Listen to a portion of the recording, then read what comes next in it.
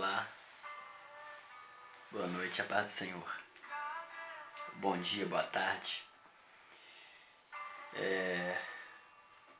Chegando à igreja, depois de alguns estudos aqui da letra da lei, Constituição Federal, Direito Penal, Direito Civil, Processual Civil, Processual Penal,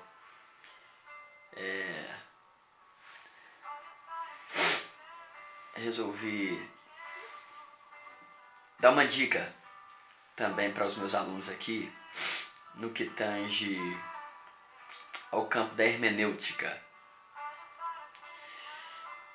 Vou começar dizendo que a hermenêutica,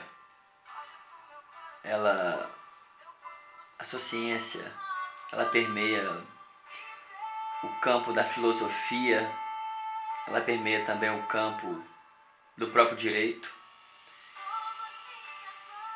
e, especialmente a nossa fala aqui, ela é imprescindível no campo teológico, no campo bíblico, tendo em vista que se faz necessária a hermenêutica para uma melhor dissertativa bíblica.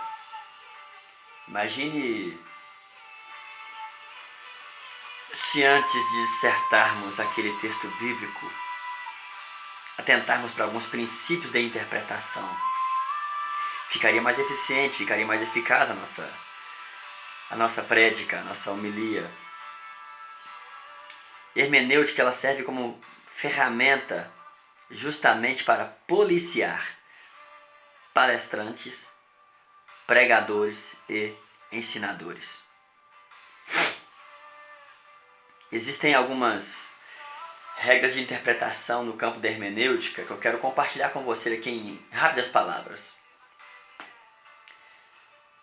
Dentre as quais eu gostaria de falar sobre, primariamente, é importante entendermos sobre os estilos literários pelos quais a Bíblia foi escrita.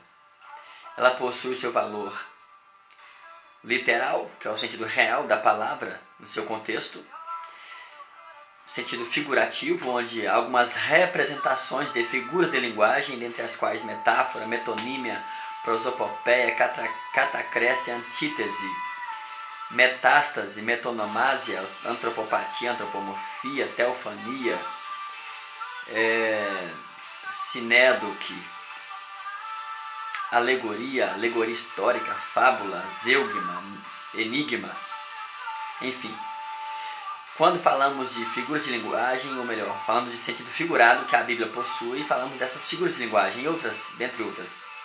É importante ao hermeneuta entender se o texto bíblico está no sentido literal ou sentido figurado, pois partindo desse princípio, desta premissa, entenderemos com eficácia, ou passaremos com eficácia, a mensagem do Senhor. E também o sentido alegórico, que constitui-se em metáforas alongadas ou metáforas estendidas. Exemplos de texto alegórico é o texto de Ezequiel, o profeta Ezequiel, o texto do profeta Daniel, ali no capítulo 9, né? A partir do versículo 24. Apocalipse, Lamentações de Jeremias, Cantares de Salomão, Apocalipse em especial, Mateus capítulo 24, 25, enfim, falamos então de 3 estilos literários: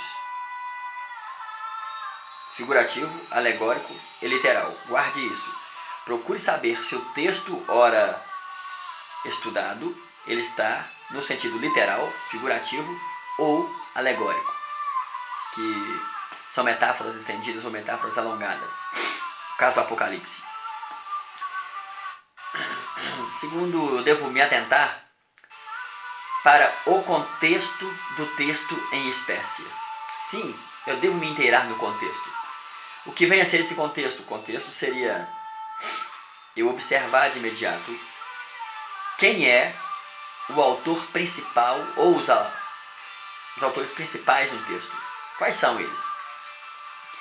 Trabalhar as suas origens, o sentido do seu nome, que a hermenêutica chama de metonomásia, onde se troca o nome pelo significado que ele possui. Ao invés de chamar Abacuque pelo seu nome, eu chamaria de abraçador, ou aquele que abraça. Ok? Quando eu procuro trabalhar o sentido etimológico do nome do autor principal do texto em espécie, ali já tem uma chave para eu prestar a minha pregação, a minha oratória. Veja bem, nos tempos bíblicos, os pais não saíam dando nome para os seus filhos de qualquer maneira, não. O contexto pelos quais eles viviam tinha tudo a ver, tinha tudo a ver com um valor profético, nisto precedendo o nascimento ou pós-nascimento. Os pais, eles davam nome, nisto observando valores proféticos. Ok? Daí a importância de entender o sentido etimológico de cada nome próprio da Bíblia, seja ele autor, seja ele cidades, enfim, devo saber o sentido daqueles nomes próprios. Sendo geografia do local, eu devo saber por que Tiberíades, qual o sentido de Tiberíades, ou por que Gadara, qual o significado do nome de Gadara, qual o significado de Jacó. Muitos dizem aí que é enganador, suplantador, mas a ideia original de Jacó não é isso. Não. Jacó traz o sentido hebraico de aquele que somente pega ao que pode ser dado, ou agarrador de calcanhar, nunca suplantador ou enganador. Não. Jacó viveu a profecia da boca de Deus. Deus é quem o disse: olha, o maior servirá ao menor. Então ele não furtou, ele não roubou a bênção do seu irmão, ele pegou aquilo que lhe poderia ser dado, que foi o próprio Deus que prometeu. Em virtude também de que havia um negócio, um acordo de Esaú e Jacó nos versículos anteriores da bênção.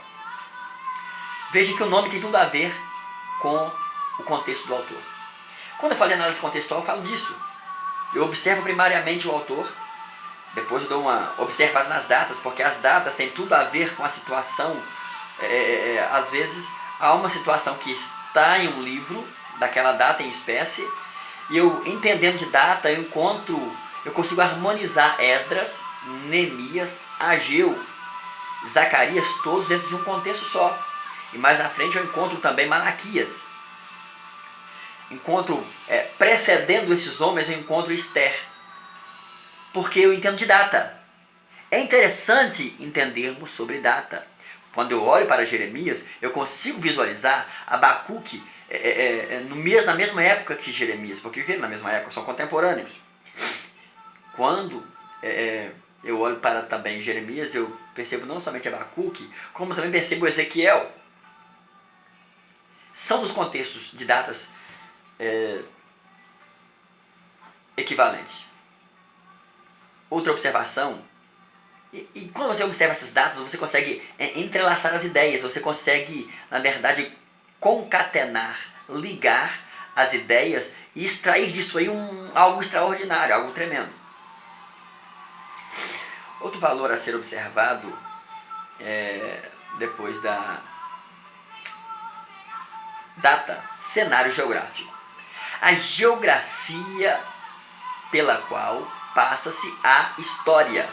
Busque saber valores daquele cenário.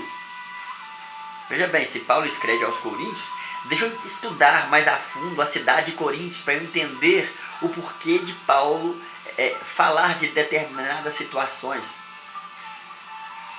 Por que ocorreu a prisão de Paulo ali em Éfeso?